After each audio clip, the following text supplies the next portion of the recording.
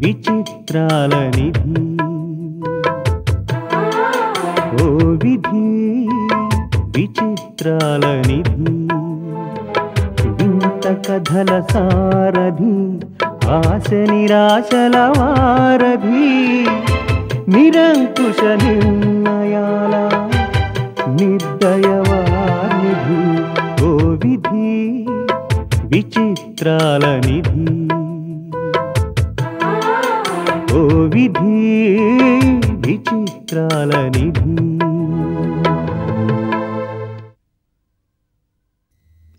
బొమ్మలు మంచి మట్టితో చేసినాయే కదా రంగులు పోవు కదా ఇరిగిపోకుండా ఉంటాయా దేవుడు చేసిన మనుషులే పోతున్నారు మనుషులు చేసిన బొమ్మలు ఏటుంటాయి ఇంతకీ నువ్వు బొమ్మలు కొనడానికి పిలిచావా లేక కులాసగా కబులు చెప్పడానికి పిలిచావా నువ్వు మా పెద్ద మేనత్త కూతురు అని ఊసలాడడానికి పిలిచాను సరే గాని ఇచ్చో మాట చెప్పు చెప్పానుగా 75కు తగ్గను 50 చేసుకో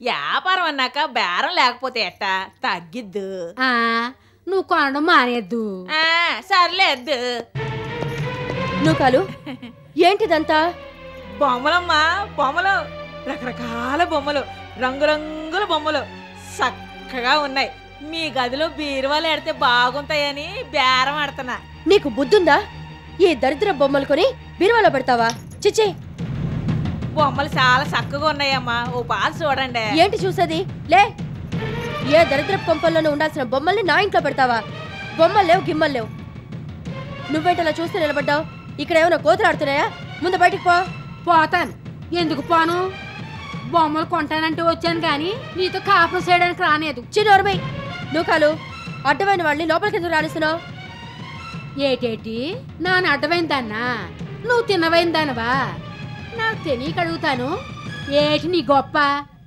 నువ్వు చేసేది వ్యాపారమే నాను చేసేది వ్యాపారమే కాకపోతే నువ్వు కారులో తిరిగి చేస్తున్నావు నన్ను కాళ్ళతో నడిచి చేస్తున్నాను ఓరెట్టా తిరిగినా డబ్బు కోసమే ఏమిటి ఎక్కువగా మాట్లాడుతున్నావు నీకు నాకు పోలికేమిటి ఏటి ఊరుకుంటున్నానన్నా తెగ నిలుగుతున్నా నీ ఎక్కువేంటి నా తక్కువేంటి నోరు నీకే కాదు నాకు ఉంది నాన్నగాని పంచాంగం ఇప్పినానంటే ఊరంతా వినబడుతుంది సిలకలపూడి అమ్మలంటే సీరాల నుంచి శ్రీకాకుళం దాకా అందరికీ తెలుసు నాతో ఎట్టుకోకు చిచ్చి నీలాంటి చిల్లర మనిషితో నాకు మాటలేమిటి నువ్వు వెళ్తావా నన్ను గంటించమంటావా ఇదిగో నా నోరు అసలు మంచిది కాదు నాను చిల్లర మనిషినైతే నువ్వు నాకన్నా చిల్లర మనిషివి నీ జాతకం ఓరుకు తెలీదు ఏంటో నీకు తెలిసింది కట్టుకున్న మొగుడిని జైలుకు పంపిన మహాపతివతవు కదా నువ్వు డబ్బుందని ఊరికే మిడిసిపడిపో మాకు అది నానాగా కట్టపడితే వచ్చింది కాదు మోసాలు చేసి ఎంతో మంది కడుపులు కొడితే వచ్చింది చచ్చేటప్పుడు ఏటట్టుకెళ్తావో నాను చూస్తాను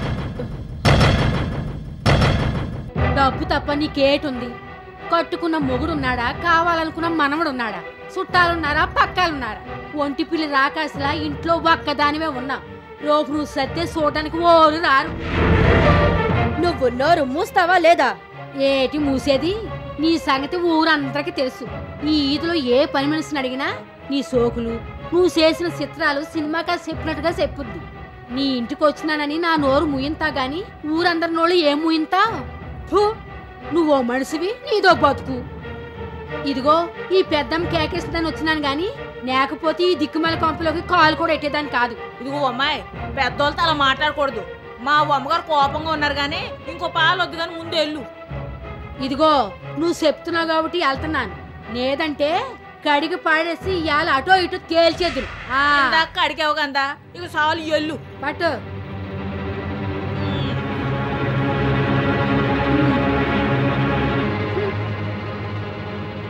నోరుంది కదా అని అందరి మీద అడేసుకుంటే ఉన్న పరువు ఊర్లో పోయింది సగం పరువు సంతలో పోయింది అని ఎట్టాగే ఉంటది డబ్బు తప్ప నీకేటుంది కట్టుకున్న మొగుడున్నాడా కావాలనుకున్న మనవడున్నాడా చుట్టాలున్నారా పక్కాలున్నారా ఒంటి పిల్లి రాకాసలా ఇంట్లో ఒక్కదానివే ఉన్నా రోపు నువ్వు సత్తే చూడడానికి ఓరు రాదు నీ సంగతి ఊరందరికీ తెలుసు ఈ ఈదులో ఏ పని మనిషిని అడిగినా నీ సోకులు నువ్వు చేసిన చిత్రాలు సినిమాగా చెప్పినట్టుగా చెప్పుద్ది.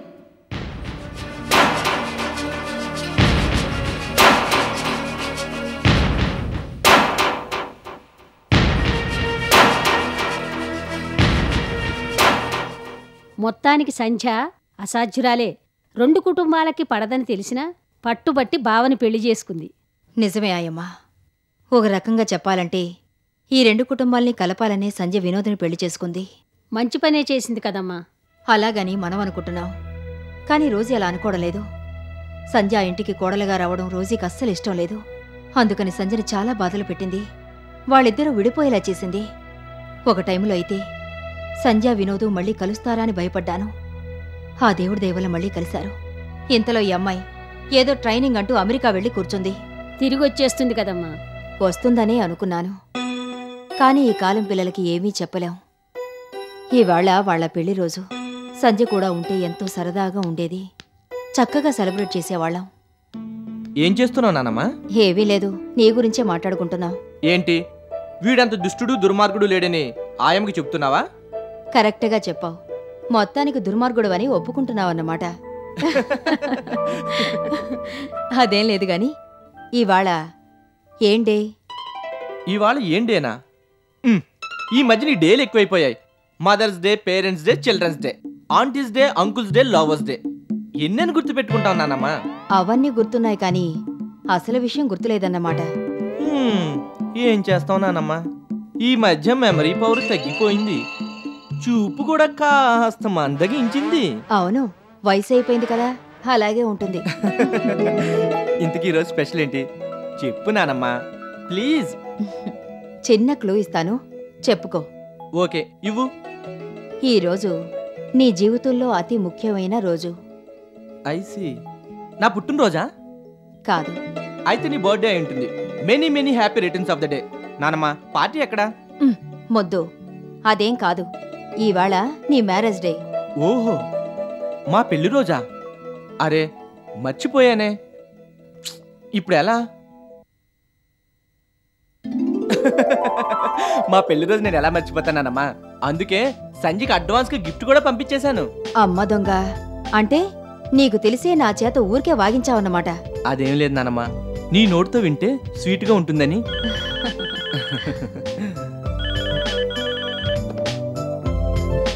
హలో, సద్య, నేనేనమ్మా. Wish you happy wedding anniversary. నువ్వుంటే ఇంకెంత సందడిగా ఉంటుందా అనుకుంటున్నావు. అలాగా? మావయ్య ఫోన్ చేశాడా? చేస్తాళ్లే, ఏవైనా మర్చిపోతాడు గాని నిన్ను మాత్రం మర్చిపోడు. ఇంకేంటి? చెప్తాలే. సంధ్య, వినోదు ఇక్కడే ఉన్నాడు. నేనెప్పుడు ఫోన్ ఇస్తానా అన్నట్టు చూస్తున్నాడు. ఇస్తాను, మాట్లాడు. నా రూమ్ లో మాట్లాడతానమ్మా. అంత రహస్యాలా?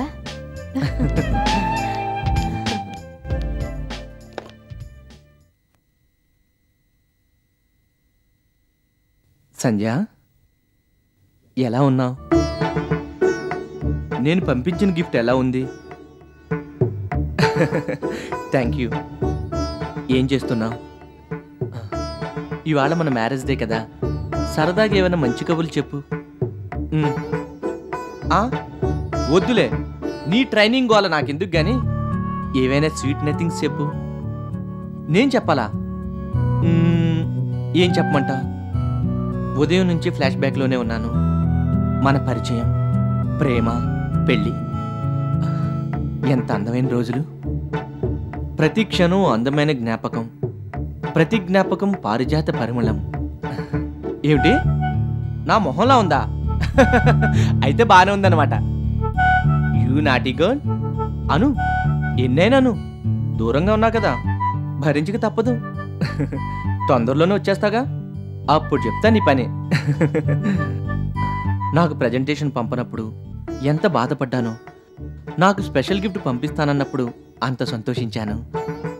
ఇక జీవితంలో నీతో ఇంత ప్రేమగా మాట్లాడతాను అనుకోలేదు.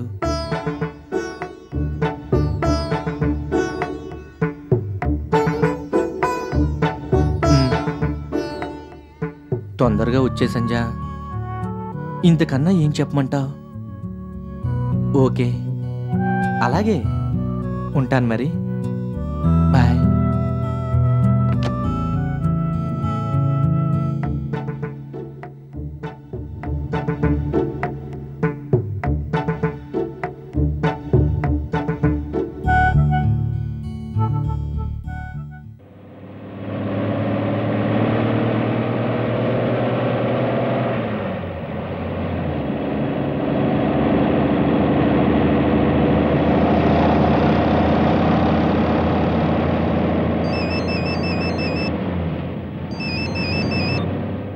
హలో, ఎస్ నేనే.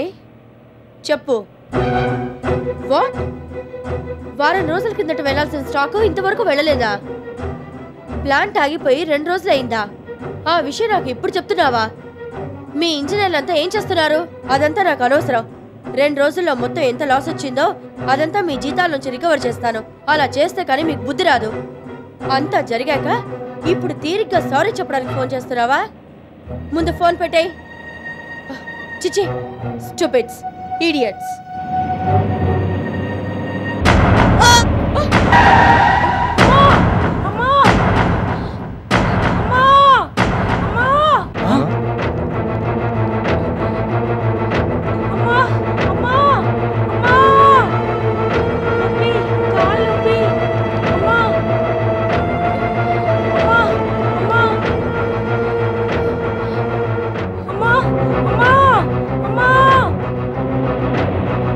బాగా పెద్ద దెబ్బే తగిలినట్టుంది. ఫ్రాక్చర్ అయిందేమో. పోయే కాలం కాకపోతే మనిషిని గుర్తేసి కనీసం కారు కూడా ఆపుకొని వెళ్ళిపోయిందే. ఎంత డబ్బు ఉన్నదైతే మాత్రం మళ్ళీ నెత్తి మీద పెట్టుకొని డ్రైవ్ చేయాలా? ఇలాంటి వాళ్ళని ఊరికే వదలకూడదు. ఏమయ్యా, నెంబర్ ఎవరైనా చూసారా? నేను చూశాను. అయితే ఇంకే పోలీస్ స్టేషన్కి వెళ్ళి రిపోర్ట్ ఇద్దాం పదండి. రిపోర్ట్ సంగతి తర్వాత, ముందు అమ్మాయిని హాస్పిటల్ తీసుకెళ్దాం పదండి. ఆటో.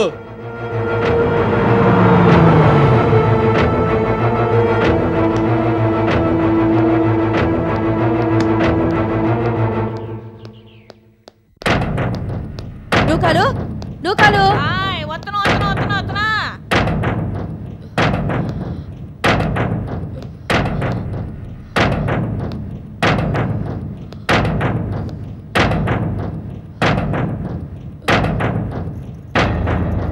ఏటం గారు ముందా తలిపేసే.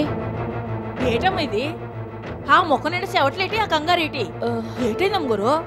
ఏం లేదు నూకాలు, ఏం లేదు. అంతలా భయపడిపోతున్నారు ఏంటిదంతా రేటమ్మా? అది నాకోసం ఎవరైనా వస్తే నేను ఇంట్లో లేనని చెప్పు. ఏటి మళ్ళీ ఏదైనా పాపిటి పని చేసి వచ్చారా? అవన్నీ నీకెందుకు? ఎవరైనా వచ్చి అడిగితే నేను ఇంట్లో లేనని చెప్పు.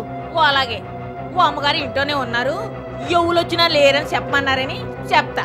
ఏయ్, నేను అసలు భయంతో చేస్తుంటే నీకు వేళకోళంగా ఉందా?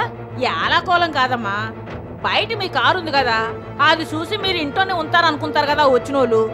ఆ మాట అడిగితే నన్ను ఏడు చెప్పమంటారు. ఏంటో యక్ష ప్రశ్నలు? అమ్మగారు ఇంట్లో లేరు, బయటికి వెళ్ళారు, కారు మాత్రం ఇంట్లోనే ఉందని చెప్పు, అంతే.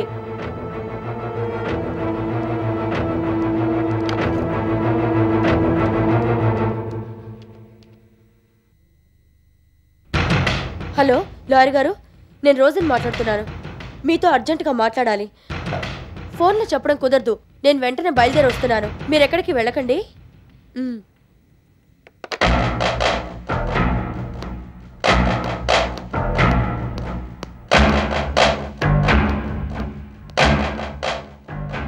చక్కగా తివి తొంగోక తింగర పనులు చేయడం ఎందుకు? ఇలాగ భయపడి గింగిరాలు తిరగడం ఎందుకు?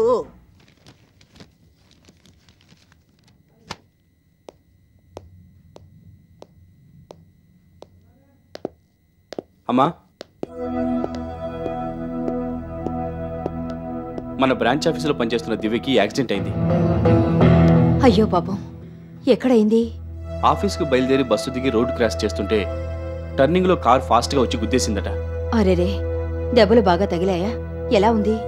పర్వాలేదు, కాలికి బాగా దెబ్బ తగిలిందట. ఇప్పుడు ఎక్కడుంది? హాస్పిటల్లో జాయిన్ చేశారట. పోలే, చాలా మంచి మనుషుల్లా ఉన్నారు. యాక్సిడెంట్ అవ్వగానే హాస్పిటల్లో జాయిన్ చేశారు. ఏమిటి చేసేది? ఆ యాక్సిడెంట్ చేసిన ఆవిడికి అసలు మంచి అన్న పదానికి అర్థం తెలీదు. అంత దుర్మార్గురాలు. ఎవరు దీపక్? ఇంకెవరు? మోసాలు చేయడంలో ఘనాపాటి, మోడ్రన్ మాయల మరాఠీ రోజీ. రోజీయా? అవును. నీకు కన్ఫర్మ్గా తెలుసా? ఇంకా అనుమానమా? యాక్సిడెంట్ చేసి కనీసం మనిషి చచ్చిందో బతికిందో కూడా చూడకుండా వెళ్ళిపోయిందట. అక్కడ ఉన్న వాళ్ళు ఎవరో చూసి హాస్పిటల్లో జాయిన్ చేశారట. అలాగా? అంటే మనల్ని ఎంతలా బాధ పెట్టాలో బాధ పెట్టి ఇప్పుడు మన స్టాఫ్ మీద కూడా పడిందనమాట. అదేవిడి దీపక్? అవునమ్మా, రోజీ కావాలనే ఈ యాక్సిడెంట్ చేసింది. అసలు అది యాక్సిడెంట్ కాదు, మర్డర్ అటెంప్ట్. దీపక్ ఏదో రకంగా మనల్ని బాధ పెట్టి ఏడిపించాలి, అది ఆవిడ టార్గెట్. మనకి తెలిసిందే కదమ్మా, ఇన్నాళ్ళకి తప్పు చేసి దొరికింది, తగిన సాక్ష్యాధారాలు కూడా ఉన్నాయి. అందుచేత మర్డర్ అటెంప్ట్ కింద కేసు పెట్టి జైల్లో తోయించేస్తే దరిద్రం వదిలిపోతుంది. అది కాదు దీపక్. ఇంకేం చెప్పకమ్మా. అసలు ఏం జరిగిందో తెలియాలి కదా? ఏం జరిగిందో క్లియర్గా చెప్పాను కదమ్మా, ఇంకా ఏం తెలియాలి? రోజీ మన ఆఫీస్ స్టాఫ్ అయిన దివ్యని చంపేయాలని ప్లాన్ చేసి మర్డర్ అటెంప్ట్ చేసింది. డైరెక్ట్గా చంపేస్తే ప్రాబ్లం అని కారుతో గుద్దేసి యాక్సిడెంట్లో పోయిందని చెప్పి తప్పించుకుందాం అనుకుంది. నేను వదులుతానా? ముప్పు తిప్పలు పెట్టి 3 చెరువులు నీళ్ళు తాగిస్తాను. అమ్మా, ఇప్పుడే చెప్తున్నాను, ఈ విషయంలో నేనేం చేసినా నువ్వేం మాట్లాడద్దు. మంచితనం, మానవత్వం, మామిడికాయ పచ్చడి ఇవన్నీ మర్చిపో. నాటకాలు ఆడటం, చట్టాన్ని చేతుల్లోకి తీసుకోవడం రోజీకే కాదు నాకు తెలుసని నిరూపిస్తాను. రోజీని జైల్లో కూర్చోబెడతాను.